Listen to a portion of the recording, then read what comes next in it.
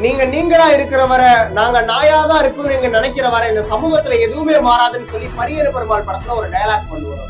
காதல் ரொம்ப அழகானது, ஒரே சாதிக்குள்ள காதல் பண்ணா. அதே காதல் ரொம்ப கொடுமையானது, கொடூரமானது, சாதி விட்டு சாதி காதல் பண்ணா.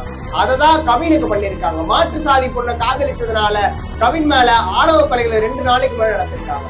டிசிஎஸ்ல வேலை, கை நிறைய சம்பளம், அப்பா அம்மாவுக்கு கவர்மெண்ட் ஜாப், லைஃப் செட்டில்னு சொல்லி வாழ்க்கைக்கான எல்லா தகுதியும் இருந்தாலும் ஒரே சாதியில பிறந்தாதான் காதல் செய்யணும்னு சொல்லி மாற்று சாதி பெண்ணை காதலிச்சதுனால ஆணவ கொலைகள் செஞ்சிருக்காங்க.